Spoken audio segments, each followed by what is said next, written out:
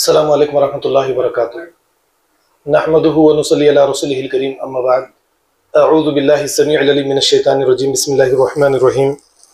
व इज़ क़ाला इब्राहीमु लिअबीहि आज़रा अतत्तख़िज़ु असनामन आलिहा इन्नी अराका व क़ौमका फ़ी ज़लालिम मुबीन। मुझसे पहले आप शाहनवाज भाई को समाअत फरमा रहे थे और आपके सामने अल्हम्दुलिल्लाह यानी क़यामत के दिन जो नफ्सा नफसी का मसला रहेगा, ये हर एक मुसलमान को मालूम होना चाहिए। जैसा कि आपके सामने बात रखी गई कि हम कुरान करीम की तिलावत अरबी में करते हैं, इस वजह से हक़ाइक़ से वाकिफ़ नहीं होते, बल्कि हमें कुरान करीम की तिलावत अगर हम अपनी उर्दू ज़ुबान में या जो भी ज़ुबान हम जानते हैं उस ज़ुबान में अगर हम कुरान करीम की तिलावत करेंगे तो ये हमारे लिए ज़्यादा बेहतर रहेगा। इस मसले में तो मैं ये बात भी आप लोगों के सामने पेश करता हूँ कि कल क़यामत के दिन अल्लाह रब्बुल आलमीन आपकी खीरत सुन के आपको जन्नत में दाखिल नहीं करेंगे। आप कितने पारों के हाफिज थे ये पूछकर आपको जन्नत में दाखिल नहीं करेंगे, या फिर आपने तरावीह की नमाज में कितने मरतबा कुरान करीम को सुना है ये पूछकर आपको जन्नत में दाखिल नहीं करेंगे, बल्कि ये देखेंगे आपने कुरान करीम पर कहाँ तक अमल किया है। और एक बंदा अमल कब करेगा? जब कुरान को पढ़ेगा, समझेगा, उसका हक अदा करेगा तो उस पर अमल करेगा। लेकिन आज एक बहुत बड़ा मसला हिंदुस्तान, पाकिस्तान, बांग्लादेश, अरब में भी यही मसला है। मैंने देखा है अरब में भी यही हो चुका है कि कुरान करीम की तिलावत करना, अलिफ लाम मीम की तिलावत करे तीसने के लिए इस तरीके से जो है सो कुरान करीम की तिलावत की जा रही है। तो खैर, आप लोगों के सामने मुख्तसर से वक्त में हजरत इब्राहीम अलैहिस्सलाम ने अल्लाह को किस तरीके से पहचाना था, इन बातों को कुरान करीम की आयत की रोशनी में पेश करने की कोशिश करूंगा, क्योंकि अनकरीब ज़िल हज का महीना आने वाला है। तो लिहाजा कुछ बातें हजरत इब्राहीम और इस्माइल अलैहिस्सलाम की जिंदगी को लेकर आपके सामने पेश करने की कोशिश करूंगा। ये सूरह अनआम की एक आयत की मैंने तिलावत की है, देखिए आपके सामने। इस आयत में अल्लाह रब्बुल आलमीन, इस आयत में जाने से पहले भी चंद जरूरी बातें, ये आप जैसा कि आप तो अच्छी तरह से जानते हैं कि हजरत इब्राहीम अलैहिस्सलाम के वालिद आज़र बुतों को बनाते, बुतों को बेचते, बुतों की पूजा करते। सारी कौम का भी यही हाल था, बुतों की पूजा करना, बादशाह भी वही था, सबका अकीदा यही था। तो उस मौके पर देखिए अल्लाह रब्बुल आलमीन फरमाते हैं कि वइज़ क़ाला इब्राहीम लिअबीहि आज़रा अतत्तख़िज़ु असनामन आलिहा, कि हजरत इब्राहीम अलैहिस्सलाम ने अपने वालिद आज़र से सवाल किया कि ऐ मेरे वालिद, क्या तुम बुतों को अपना माबूद, आपने बुतों को अपना माबूद बना लिया? आप बुतों की पूजा करते हैं, इनकी परस्तिश करते हैं, इनकी इबादत करते हैं। इन्नी अराका व क़ौमका फ़ी ज़लालिम मुबीन, मैं आपको और आपकी कौम को खुली गुमराही में देखता हूं। ये एक आयत के बाद में देखिए अल्लाह रब्बुल आलमीन हजरत इब्राहीम अलैहिस्सलाम के पास कोई सहीफा आसमान से नाजिल अभी नहीं किए, कोई वही हजरत इब्राहीम अलैहिस्सलाम के पास नहीं आई, लेकिन इसके बावजूद भी एक बंदा यानी अल्लाह तक पहुंच सकता है, हिदायत का रास्ता मालूम कर सकता है। जिस तरीके से हजरत इब्राहीम अलैहिस्सलाम ने अल्लाह को पहचाना, हिदायत का रास्ता इख्तियार किया, अल्लाह ताला ने फरमाया वकज़ालिका नूरी इब्राहीमा मलकूतस समावाति वल अर्द वलियकुन मिनल मूक़िनीन, कि हमने हजरत इब्राहीम अलैहिस्सलाम को आसमानों और जमीन में अपनी मिल्कियत, अपनी बादशाहत दिखाई ताकि वो पक्का यकीन करने वाला हो जाए, वो यकीन करने वालों में से हो जाए। अब आप देखिए, मैं जैसा कि बार बार एक बात आपके सामने रखता हूं कि कुरान दो तरह की है। एक कुरान तो हमारे यहाँ पर कुछ सफ़हात की शक्ल में हमारे घरों में मौजूद है, और एक दूसरी कुरान एक सारी कायनात है जो अल्लाह रब्बुल आलमीन ने हमारे अतराफ में फैला रखी है। हम कुरान करीम की तिलावत अरबी में करते हैं, इसका कोई फायदा हमें हासिल नहीं होता। एक दूसरी कुरान या कुरान की तफसीर कहिए आप, इसकी तिलावत, इसका मुतालिया, इसमें तदब्बुर और तफक्कुर हम जिंदगी में कभी नहीं करते। ये साइंसदान करते हैं, और उसके बाद में जब ये इस कायनात का मुतालिया करते हैं तो कई हक़ाइक़ इनके सामने आते हैं, और कई साइंसदानों के बारे में तो आप अच्छी तरह से जानते हैं कि ये अपनी तहकीक के बाद में, जुस्तजू के बाद में, मशक्कत के बाद में अल्लाह पर, इस्लाम पर ईमान ले भी आते हैं, क्योंकि उनके सामने हक़ाइक़ खुल जाते हैं। आपके सामने रोजाना सूरज आता है, चांद आता है, सितारे आते हैं, या आसमान पर उड़ने वाले परिंदे आपको नजर आते हैं, या इसी तरीके से आसमान से बारिश का होना, बारिश का एक जगह पर जमा होना, फिर दोबारा आसमान पर जाना, ये सारी चीजें कभी हम इस पर गौर फिक्र नहीं करते। लेकिन ये सारे चीजों को अल्लाह रब्बुल आलमीन ने पैदा ही इसलिए किया है कि एक बंदा इन चीजों में गौर फिक्र करे और खालिक तक पहुंचे कि ये इस मखलूक को पैदा किसने किया। लेकिन हम इस जानिब कभी तवज्जो नहीं देते। जिस तरीके से जानवर दुनिया के अंदर आता है, खाता है, पीता है, अपनी जिंदगी गुजार देता है, बच्चे पैदा करता है, उसकी जो जिम्मेदारियां बच्चों के हवाले से है वो अपनी जिम्मेदारियों को अदा करता है, मरकर इस दुनिया से चला जाता है। ठीक इसी तरीके से इंसान भी आज जिंदगी गुजार रहा है जिसका कोई फायदा इंसान को हासिल नहीं हो रहा है। अगर हम कुरान करीम की तिलावत भी अंधे और गूंगे बनकर करेंगे तो इसका कोई फायदा हमें हासिल नहीं होगा, या कायनात का मुतालिया भी हम अंधे गूंगे बन जाएंगे या गाफिल बनकर हम जिंदगी गुजारेंगे, हमें कोई फायदा हासिल नहीं होगा। कायनात की इन तमाम की तमाम चीजों को मुसक्कर करना है, सूरज को मुसक्कर करना है, चांद को मुसक्कर करना है, सितारों को मुसक्कर करना है, समंदरों को मुसक्कर करना है, जमीन को मुसक्कर करना है, हर एक चीज को मुसक्कर करना है और इससे फायदा हासिल करना है। यही तदब्बुर और तफक्कुर है, गौर फिक्र है। रिजल्ट्स आएंगे जिस तरीके से साइंसदान दिन ब दिन कायनात की इन चीजों को मुसक्कर करते चले जा रहे हैं और फायदा हासिल करते चले जा रहे हैं। अब मैंने एक बात आपके सामने रखी कि हजरत इब्राहिम अलैहिस्सलाम पर कोई वही नहीं आई, या हजरत जिब्राइल अल्लाह के नबी सल्लल्लाहु अलैहि वसल्लम की तरफ जिस तरीके से मुलाकात के लिए गारे हिरा में आए थे, इस तरह हजरत जिब्राइल अलैहिस्सलाम भी नहीं आए। लेकिन आप देखिए हजरत इब्राहिम अलैहिस्सलाम की नजर आसमान की तरफ उठती है। अल्लाह रब्बुल आलमीन फरमाते हैं फलम्मा जन्ना अलैहि लैल रआ कौकबा, के हजरत इब्राहिम अलैहिस्सलाम ने रात के अंधेरे में चमकते हुए सितारे को देखा, तो उस सितारे को देखने के बाद में आपने कहा खाला हादा रब्बी, ये सितारा मेरा रब है, ये सितारा क्या है, मेरा रब है। और फिर अल्लाह ताला फरमाते हैं फलम्मा अफला, और जब ये सितारा गुरूब हो गया, खाला ला उहिब्बुल आफिलीन, मैं गुरूब होने वाले से मोहब्बत नहीं करता। जिस तरह, जिस निगाह से, जिस तजस्सुस से हजरत इब्राहिम अलैहिस्सलाम ने अपनी जिंदगी में सितारों को देखा, क्या जिंदगी में कभी हमने इस तरह कायनात की किसी चीज को देखा है? नहीं देखा। और जब गुरूब हुआ तो कह दिया कि मैं मोहब्बत नहीं करता गुरूब होने वाली चीजों से। अब इसके बाद में देखिए दूसरी चीज हजरत इब्राहिम अलैहिस्सलाम के सामने चांद की शक्ल में आती है। अल्लाह ताला फरमाते हैं फलम्मा रअल कमरा बाज़िगन क़ाला हाज़ा रब्बी, और जब चमकते हुए चांद को देखा तो कहा ये मेरा रब है, हाज़ा रब्बी। और अल्लाह ताला आगे फरमाते हैं फलम्मा अफला, जब ये भी गुरूब हो गया, कहने लगे क़ाला लइल्लम यहदीनी रब्बी लअकुनन्ना मिनल क़ौमिज़ ज़ालिन, कि अगर मेरे रब ने मुझे सीधा रास्ता नहीं दिखाया तो मैं भी ज़ालिन गुमराहों में शरीक हो जाऊंगा। अब हम सूरह फातिहा में आखिर में जाकर रोजाना 5 वक्त की नमाजों में अनअमता अलैहिम गैरिल मग़दूबी अलैहिम वलद्दालिन, इससे मुराद कौन है? सब कहेंगे कौन है? यहूद व नसारा। यहां पर इससे मुराद यहूद व नसारा नहीं है, एक किरदार है। एक किरदार को आपके सामने पेश किया जा रहा है। उस वक्त में जब अल्लाह के नबी सल्लल्लाहु अलैहि वसल्लम की बासित हुई, उस वक्त में यहूद व नसारा का एक किरदार था। यहूदी फिरकों के अंदर बढ़ चुके थे, अपने लोगों पर जुल्म ज्यादती करते थे और कहते थे कि हमारे सिवा कोई जन्नत में नहीं जाएगा। किरदार को लेंगे अगर आप, तो अगर ये किरदार हमारे अंदर है तो इस्लाह की हम अपनी कोशिश करेंगे।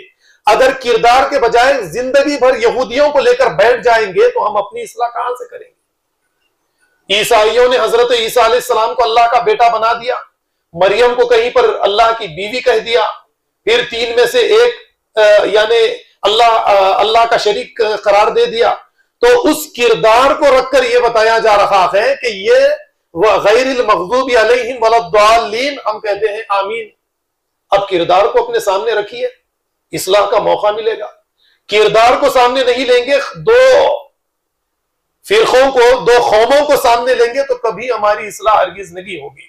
तो इस तरीके से कुरान करीम की हमें तिलावत करनी है। मैंने अब आपके सामने रखा कि जिस तरह से हमारे हाथ में 30 पारों का कुरान मौजूद है, 6666 आयात जिस तरीके से मौजूद है, इसी तरीके से अनगिनत आसमान पर इस कायनात में अल्लाह की कई निशानियां हैं। आयात कुरान करीम में, हम जो कुरान करीम की तिलावत करते हैं, आयात की तिलावत करते हैं ना, आयात निशानी को कहते हैं। और कुरान करीम में अल्लाह रब्बुल आलमीन ने कायनात की इन चीजों को भी आयात कहा है।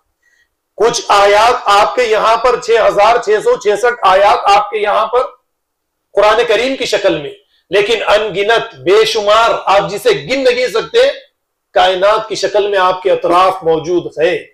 इसकी तिलावत भी आपको करनी है। इसकी तिलावत मुझे, यानी जैसे हजरत इब्राहिम अलैहिस्सलाम ने की है, इसी तरीके से अगर आप गौर करेंगे कि इस कायनात की तिलावत जब हजरत सुलेमान अलैहिस्सलाम ने की, तो सुलेमान अलैहिस्सलाम के मुसक्कर अल्लाह रब्बुल आलमीन ने जिन्नात को मुसक्कर कर दिया, हैवानात को मुसक्कर कर दिया, इस कायनात की बहुत सारी चीजों को, हवाओं को आपके मुसक्कर कर दिया। और इसी कायनात में तदब्बुर और तफक्कुर और इस तरह का तजस्सुस के भी से मुसक्कर किया जाए, यहूदियों ने जब शुरू किया तो अल्लाह रब्बुल आलमीन ने ये सारी ताकतें यहूदियों के पास लाकर जमा कर दी कि अब तुम ताकतवर बनो। हवाई जहाज तुम्हें बनाना है, मोबाइल तुम्हें बनाना है, दुनिया की तमाम सहूलत की चीजें, बड़ी बड़ी चीजें, हथियार है, बड़ा हथियार, छोटा हथियार, हत्या के आइटम बम है, ये सारी चीजें तुम्हें बनाना है। तुमने इन चीजों को मुसक्कर किया है। मुसलमान तो सिर्फ कुरान करीम की तिलावत कर रहे हैं।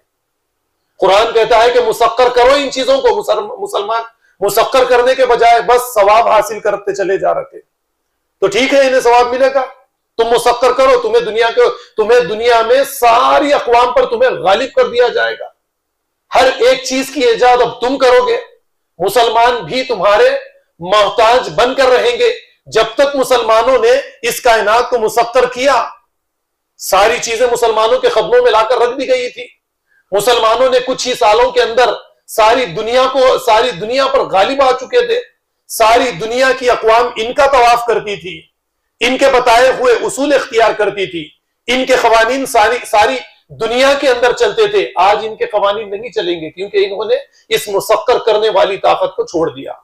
हजरत इब्राहिम ने किसे देखा? चांद को देखा, कहा मैं मोहब्बत नहीं करता चांद से। अब इसके बाद में आपको मैं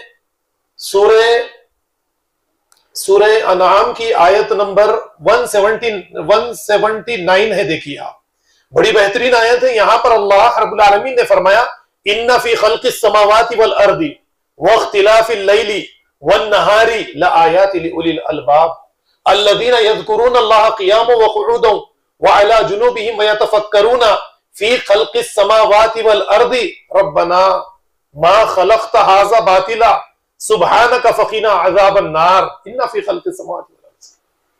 मोमिन कौन है? मुसलमान कौन है? जो जमीन व आसमान में गौर फिक्र करते हैं, रात और दिन के एक दूसरे के आगे और पीछे आने जाने में गौर फिक्र करते हैं, और इसके बाद में ये कहते हैं कि अय अल्लाह, आपने इस कायनात को बेकार बेफजूल खेल कूद के लिए पैदा नहीं किया। रब्बना मा खलक़्ता हाज़ा बातिला, बैठे बैठे, जैसे यहां पर इससे पहले जो फरमाया कि खड़े खड़े, क़ियाम व क़ुऊदन व अला जुनूबिहिम, लेटे लेटे, अपनी करवटों पर बैठे बैठे इन चीजों में गौर फिक्र करते हैं और कहते हैं कि आपने इन चीजों को बेकार पैदा नहीं किया। अय अल्लाह, आपकी जात पाक है, हमें आग के अजाब से बचाइए। मोमिन और मोमिन का फर्क आपके सामने आ गया।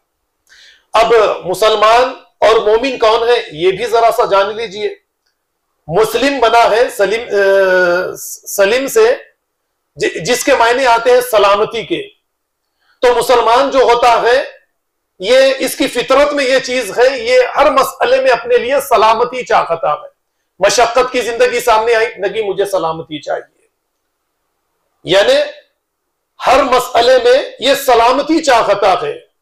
कुछ पैसे ज्यादा हो गए तो मुझे सलामती, आराम मिलने वाली चीजें मैं ज्यादा से ज्यादा खरीद के अपनी जिंदगी आराम के साथ गुजार लूं। 1 लाख आ गए तो घर में एसी लगाना है, एसी लगा लिए। 10 लाख आ गए, थोड़ा घर के अंदर कुछ डेकोरेशन करना है, डेकोरेशन कर लिए। ये मुस्लिम है, मोमिन नहीं है। अब मोमिन कौन है ये देखिए। मोमिन बनना जरा आसान काम नहीं है, जरा मुश्किल काम है। हम मुस्लिम हैं, मोमिन बनना हम नहीं चाहते। जरा मोमिन बनने के लिए इब्राहिम की तरह आसमान पर नजर डालना पड़ेगा, बेटे की गर्दन पर छुरी रखनी पड़ेगी, खुर्ब बीवी को ले जाकर एक ऐसे सहरा के अंदर छोड़ना पड़ेगा जहां खाने पीने की, इंसान नाम की कोई चीज ना मिले। ये मोमिन बनने के लिए करना पड़ेगा। या जंग बदर में अपनी जानों को लुटाने के लिए, मालों को कुर्बान करने के लिए अल्लाह के नबी के एक इशारे पर निकलना पड़ेगा। जंग उहद में अपनी जानें कुर्बान करनी पड़ेगी। ये मोमिन है, मशक्कत में डालने वाला। मुस्लिम कौन है?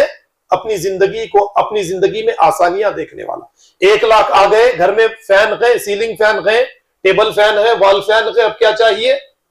एसी चाहिए, ये खरीद रहे। लेकिन मोमिन कौन है?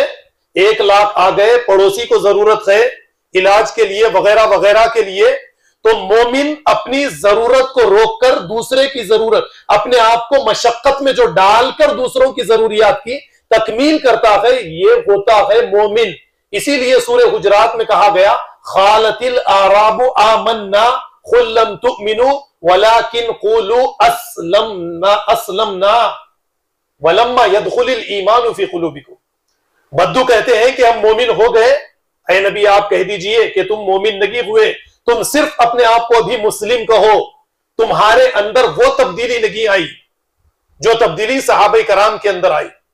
तुम मेहनत, मशक्कत, जान गंवाने के अंदर, माल की कुर्बानी के लिए अभी सहाबे कराम की तरह तैयार नहीं हुए, इसलिए सिर्फ तुम मुस्लिम हो, अभी तुम मोमिन नहीं हुए। तो पहले अपने आप को तुम मुस्लिम कहो, अभी ईमान तुम्हारे दिलों में दाखिल हुआ ही नहीं है। तो मोमिन और मुस्लिम को समझाने के लिए एक दूसरी मिसाल मैं आपके सामने पेश करूंगा। आप जू चले जाएं, जू को जाने के बाद में आपके एक ऐलान कर दिया जाए कि कोई हरन पिंजरे से बाहर निकल गया, तो जू के अंदर 1000 आदमी रहे, 1 लाख आदमी रहे, इनके अंदर जो कैफियत पैदा होगी वो खौफ, डर की कोई कैफियत पैदा होगी।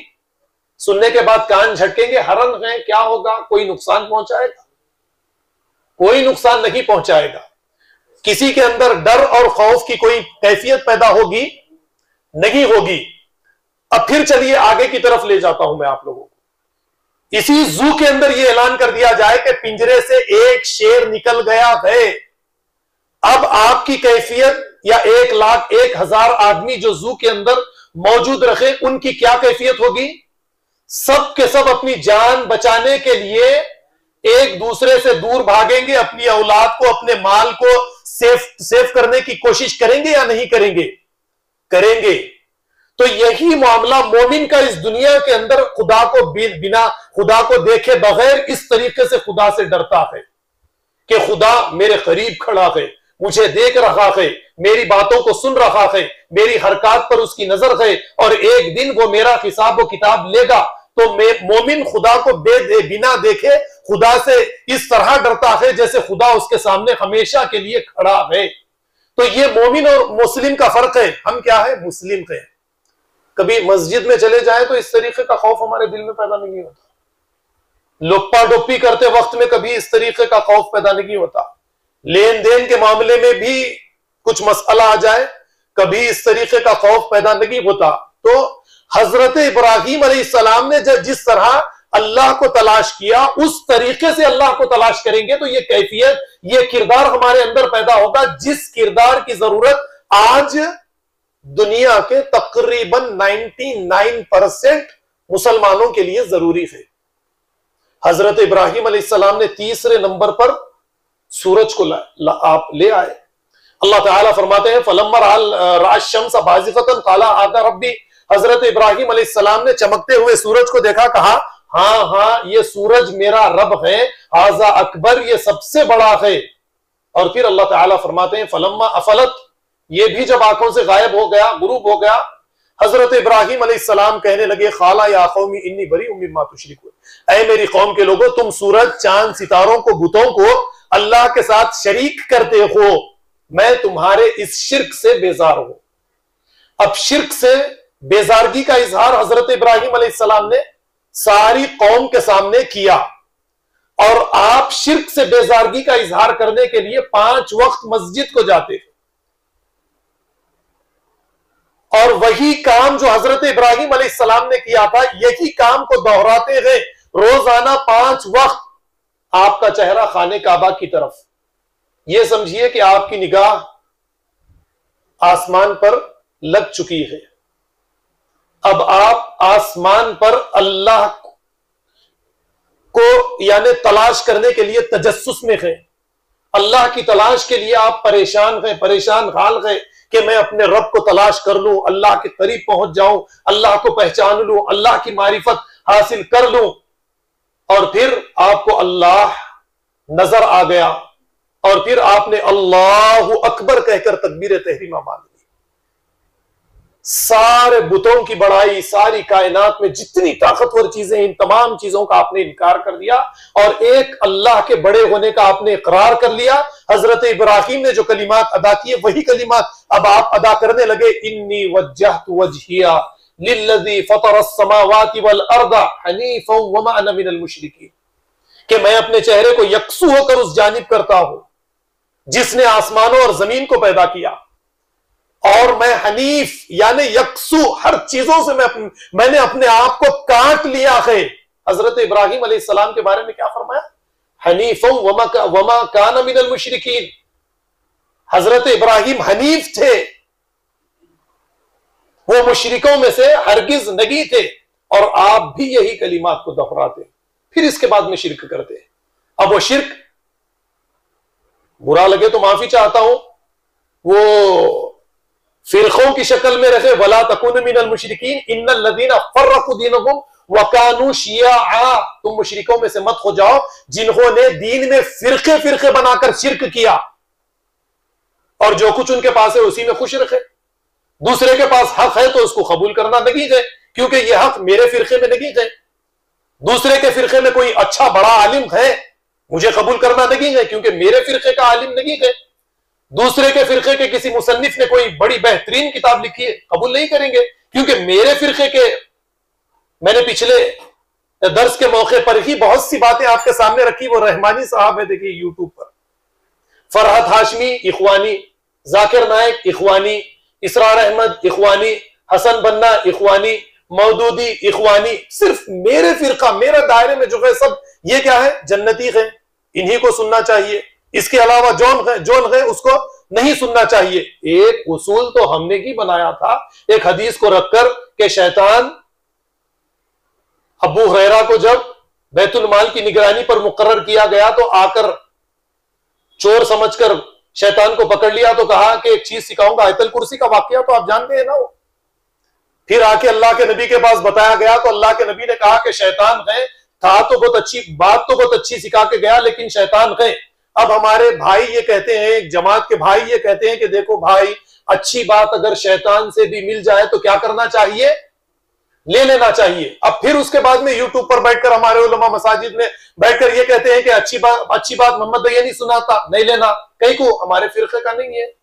इसरार अहमद से कोई नहीं सुनना, क्यों, हमारे फिरके के नहीं है। मौदूदी, अच्छी बात नहीं लेना, हमारे फिरके का नहीं है। ये किताब हमारे फिरके की नहीं है, अच्छी बात है, हमारे फिरके की नहीं है। तो इस तरीके का अकीदा बना के रखना, फिर यानी ये दावे करना कि जहां से सही बात मिले ले ली जाए।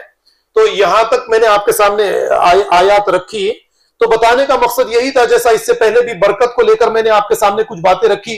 बरकत, खाने पर फातिहा पढ़ लिए बरकत, एक सूरे फातिहा 3 खुल के सूरे पढ़ लिए बरकत, फिर वाकया बयान कर दिए कि लोग आते गए खाते गए, खाना खत्म नहीं हुआ। मैं जानता हूं बहुत सारी दावतों में आज भी सूरे फातिहा पढ़ी जाती है, फिर भी खाना खत्म हो जाता, कम पड़ जाता, फिर मंगाना पड़ता। उसके बावजूद बहुत सारे लोग तो खाना भी नहीं निकालते। बास जनों के पास इस्तिताअत नहीं होती, सूरे फातिहा पढ़ने के बाद भी, फातिहा पढ़ने के बाद में भी खाना कम पड़ गया।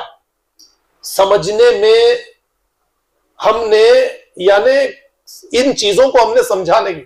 जहां कहीं पर भी बरकत का लफ्ज अल्लाह रब्बुल आलमीन ने लाया है, वहां पर आप देखिए तो ये आपके सामने अल्लाह रब्बुल आलमीन ने जैसे सोलर एनर्जी आपके सामने रखी कि तुम सूरज की शुआओं को मुसक्कर करो, इसके जरिए सोलर पैनल्स बनाओ, इसकी शुआओं के जरिए करंट पैदा करो और इसकी बरकत से दुनिया को तुम मुनव्वर कर दो, या बरकत समंदर की तह के अंदर से बरकत को हासिल करो तुम, या इसी तरीके से दूसरी चीजों के जरिए तुम बरकत, जहां कहीं पर भी कुरान बताता है ये कायनात को मुसक्कर करो और इसके अंदर से बरकत को निकालो।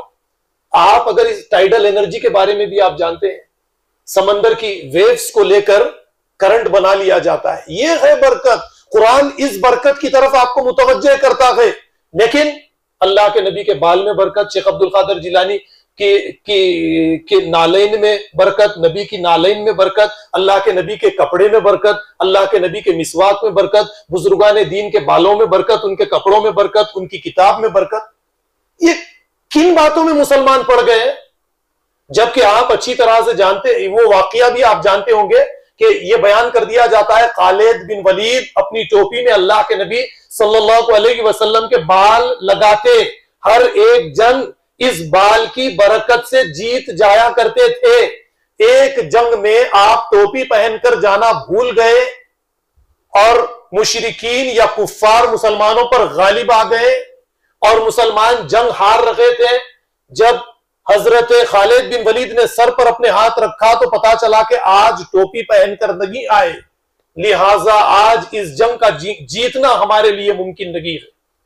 सामने एक यानी अचानक नजर एक घोड़े पर पड़ी कि तेजी के साथ दौड़ता हुआ आ रहा, देखा तो खालिद बिन वलीद की बीवी इस पर बैठी हुई थी। ये टोपी लाकर देती है जिसमें अल्लाह के नबी के बाल लगे हुए थे। ये टोपी पहनने के बाद में खालिद बिन वलीद ने, मुसलमानों ने इस जंग को अल्लाह के नबी सल्लल्लाहु अलैहि वसल्लम की बालों की बरकत से फिर से जीत लिया, मुंह मुबारक की बरकत से। ठीक है, अब आ गया तारीख की किताब में किस्सा, लेकिन जरा सा चेक भी तो करना चाहिए।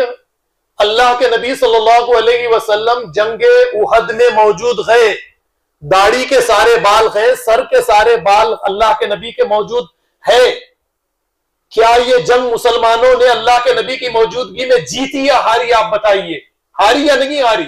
सारे बाल मौजूद है, आपकी तलवार मौजूद है, आपके जिस्म के तमाम आज़ा मौजूद है। अल्लाह के नबी सल्लल्लाहु अलैहि वसल्लम पर मुशरिकीन ने हमला किया, आपके दांत तोड़ दिए गए, आपको जख्मी किया गया, बहुत सारे सहाबा कराम को शहीद किया गया। इसी जंग में हजरत अब्बास भी शहीद किए गए। सारे बाल, मुंह मुबारक, नालैन, हर चीज मौजूद है। जंग हार दी गई, अल्लाह के नबी जिंदा है, जंग हार दी गई। इंतकाल के बाद में बालों के जरिए से जंग जीती जा रही है। बरकत, ये बरकत का एक नया तरीका लाकर मुसलमानों के सामने पेश कर दिया गया। ये सारी चीजें यहूद और नसारा इस्तेमाल करते थे। इन्होंने देखा कि यही चीजें लेकर हम जंगे मुसलमानों से सलेबी सारी जंगों को हमने हार दिया, ये सारी चीजों को मुंतकिल कर दिया जाए मुसलमानों की तरफ। अब हम कायनात को मुसक्कर करने लगे, जैसे सहाबे कराम ने कायनात को मुसक्कर किया। जो दर्स अल्लाह के नबी ने इनको देकर इतना बहादुर, इतना यानी इनको ताकतवर बनाया, अब इस ताकत को हम ले और ये सारी चीजें मुंतकिल कर दे मुसलमानों में, ताकि मुसलमान ये चीजों को लेकर अपने आप को तबाह और बर्बाद करते रहे। ऐसे ही लोगों के बारे में कुरान क्या कहता है पता है आपको? वलक़द ज़राना लिजहन्नम कसीरम मिनल जिन्नि वल इंसी लहुम क़ुलूबुन ला यफ़क़हूना बिहा लहुम आयुनुन ला युबसिरूना बिहा लहुम आज़ानुन ला यस्मऊना बिहा उलाइका कल अनआम बल हुम अदल व उलाइका हुमुल गाफिलून। सूरतुल आराफ की आयत नंबर 179 होगी, है आप जाकर घर देखिए। अल्लाह ताला ने फरमाया बहुत से इंसानों और जिनों को जहन्नम की आग में डालने के लिए पैदा किया गया है। क्या सिफात है, क्या किरदार है, देखो इनका। दिल है, दिल से काम नहीं लेते। अकल है, अकल से काम नहीं लेते। आंख है, देखते नहीं। कान है, सुनते नहीं। ये जानवरों के जैसे है, जानवरों से भी ज्यादा कह गुजरे, हिदायत के रास्ते से भी इंतहा दूर है। तो ये अकल कसौटी है। ये अकल का जो इस्तेमाल नहीं करेगा वो इस दुनिया के अंदर आखिरत में कहीं पर भी कामयाब नहीं होगा। अकल का इस्तेमाल कीजिए। यहूद और नसारा अकल का इस्तेमाल करके कायनात की चीजों को मुसक्कर करके हम पे गालिब गए। अब इससे ज्यादा मेहनत और मशक्कत हमें इस कायनात की चीजों को मुसक्कर करने में लगानी पड़ेगी, ना कि तस्बीह गिनने में। तस्बीह लेके एक मस्जिद के कोने में बैठ गए, जंगल में जाके बैठ गए, तस्बीह गिनने लगे। अब क्या है, अल्लाह ताला हमारी कभी मदद नहीं करेगा। उस जंग बदर को उठाकर देख लीजिए आप। अल्लाह के नबी सल्लल्लाहु अलैहि वसल्लम ने 313 सहाबा कराम की जंगी एतबार से पहले तरबियत की गई। इस तरबियत के बाद में एक तरबियत याफ्ता लश्कर को मैदान बदर में खड़ा किया और दुनिया को यह दिखाया कि खलील यानी खलील को कसीर के ऊपर किस तरीके से गालिब किया जा सकता है। आज अमेरिका हवाई ताकत के जरिए या बहरी ताकत के जरिए या इसराइल हवाई ताकत के जरिए बहरी ताकत के जरिए मुस्लिम दुनिया को यही दिखा रहा है। अल्लाह के नबी सल्लल्लाहु अलैहि वसल्लम के सीरत का मुतालिया करते थे, लेकिन वही उल्मा की ऐनक लगाकर मुतालिया करते हैं। वो ऐनक उतार कर तदब्बुर और तफक्कुर की ऐनक से अगर मुतालिया करेंगे तो कुछ हकायक आपके सामने खुलकर आएंगे। 3 सफ़े अल्लाह के नबी सल्लल्लाहु अलैहि वसल्लम अल्लाह के नबी ने बदर के मौके पर बदर के मैदान में सहाबा कराम की बनाई। एक सफ सामने, दूसरी सफ उससे थोड़ी सी ऊंची, सामने से पूरा मैदान नजर आए। तीसरी सफ उससे ऊंची, सामने पूरा मैदान नजर आए। सामने वाली सफ के हाथ में अल्लाह के नबी सल्लल्लाहु अलैहि वसल्लम ने तलवारें दी, पिछली सफ के हाथ में तीर या बर्चे, उसके पीछे तीर, ऐसा कुछ दिया और सबसे ऊपर जाकर अल्लाह के नबी सल्लल्लाहु अलैहि वसल्लम बैठ गए और यह कहा कि देखो, जब तक मेरी तरफ से कोई हुक्म नहीं आता, कोई तीर मारकर जाया नहीं करेगा, कोई बर्चा नहीं मारेगा, जब तक मेरा हुक्म ना आए तुम ये हरगिज नहीं कर सकते। एक तरबियत याफ्ता फौज को खड़ा किया, 1000 चिल्लर पर गालिब आ गए। यही हमें करना है। दुनिया में अगर गालिब आना है तो यही उसूल इख्तियार करना है। वो सारी बातों को निकालकर फेंकना पड़ेगा। फरिश्ते आसमान से उतरे, गर्दने मारते गए, गर्दने मार मार के सहाबा कराम का इन्होंने खातिमा किया है। सूरतुल अंफाल उठाकर देखिए, वहां पर फरमाया फरिश्तों को इसलिए भेजा गया कि मुसलमानों के दिलों में ताकत पैदा की जाए। कुफार के दिलों में मुसलमानों का रूह डाला जा रहा है। कुरान यहीं तक जिक्र करता है। ये चंद बातें थी। आने वाले इतवार के मौके पर इंशाअल्लाह हजरत इब्राहिम अलैहिस्सलाम की जिंदगी को मजीद आपके सामने ले जाने की कोशिश करूंगा। व आखिरु दावाना अनिल हम्दुलिल्लाहि रब्बिल आलमीन। वस्सलामु अलैकुम व रहमतुल्लाहि व बरकातुहू।